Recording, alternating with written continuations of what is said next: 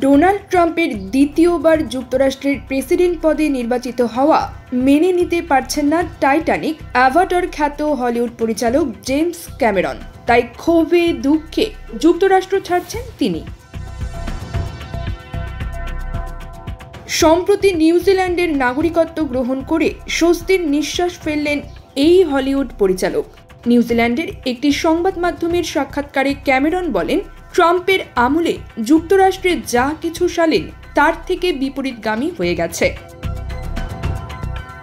ট্রাম্পের দ্বিতীয়বার নির্বাচন নিয়ে তিনি কী রকম আতঙ্কে ছিলেন এমন প্রশ্নের জবাবে তিনি বলেন, আমি মনে করি এটা ভয়ঙ্কর। আমি চোখের সামনে দেখতে পাচ্ছি যা কিছু শালীন তার উল্টো দিকে মোড় ঘুরছে।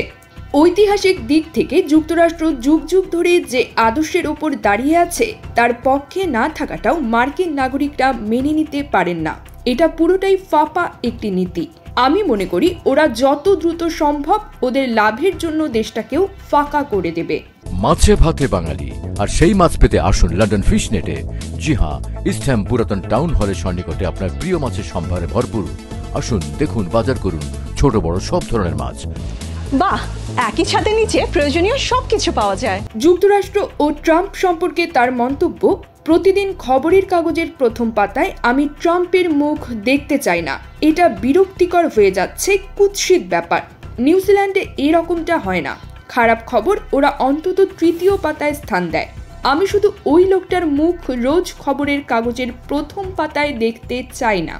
এটাই অনিবার্য হয়ে উঠছে যুক্তরাষ্ট্রে। যেন মনে হচ্ছে চোখের সামনে সব সময় একটি গাড়ি দুর্ঘটনা ঘটেই যাচ্ছে, এমন কিছু দেখে চলেছি। এরপর নিউজিল্যান্ডের প্রশংসায় ক্যামেরন বলেন, আমি কানাডায় বড় হয়েছি। কানাডার সঙ্গে নিউজিল্যান্ডের অনেক মিল রয়েছে। এখানে মানুষের প্রতি মানুষের পারস্পরিক শ্রদ্ধা রয়েছে। News desk, UKBD Times.